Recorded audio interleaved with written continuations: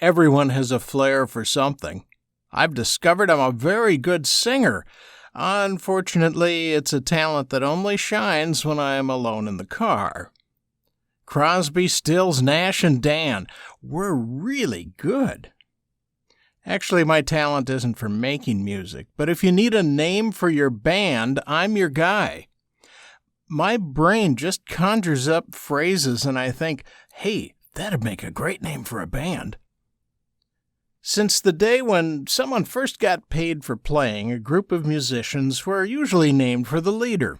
Think of Benny Goodman or Glenn Miller. At some point, someone decided to add a little flavor to their name. Lawrence Welk had his Hotsy Totsy Boys. Guy Lombardo orchestrated the Royal Canadians, and Fred Waring had his Pennsylvanians. Although you can't do better than Bon Jovi, Argent, and Van Halen.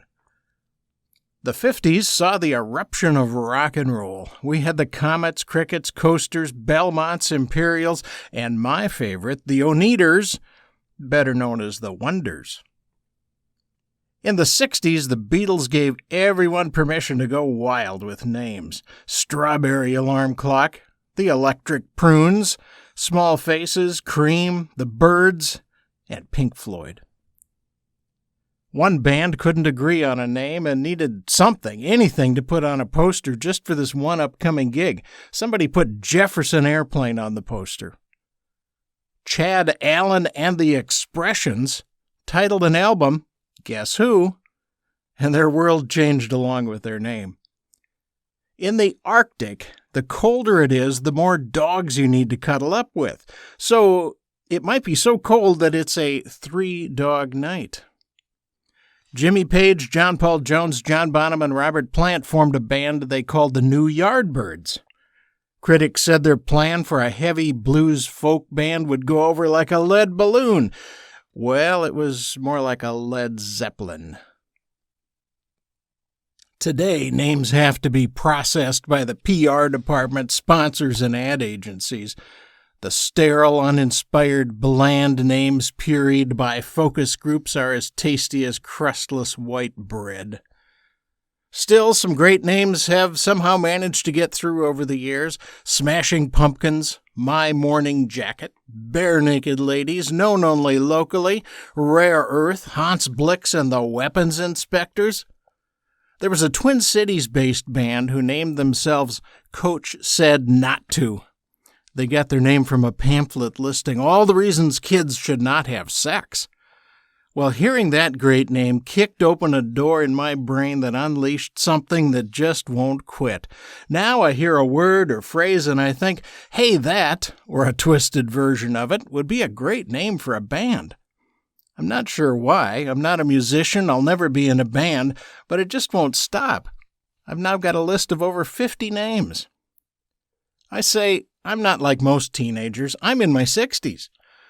Clearly, some of these names come from a 14-year-old with an imagination that is focused on bodily functions, misfunctions, and misfortunes.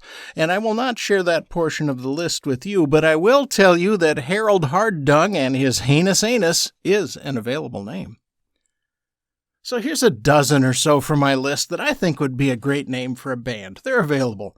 Dungeness Dog. Nudge. Bud and Speckle. I like Wrinkle. It's spelled R-I-N-K''L. Blabbertooth. Kablooey. Now they sound like a fun band. Piehole. Maybe that could be a Humble Pie tribute band. Lost Socks. Howard Showered. Now this one's probably for a country band. Tears and Lawyers. Funky Bungalow. 4 out of 5 doctors. Blinker. I'd go see Blinker. Now, don't make the same mistake as Kansas, Boston, or Chicago. Don't pick a boring name. You can do better. Call me. I got a list. How about Government Cheese, Strawberry Yoga, Baked on Bugs, Free Beer, Robin Banks and the Overdrafts, Flagrant Disregard, Shovel to Shovel, Naked Mole Rats.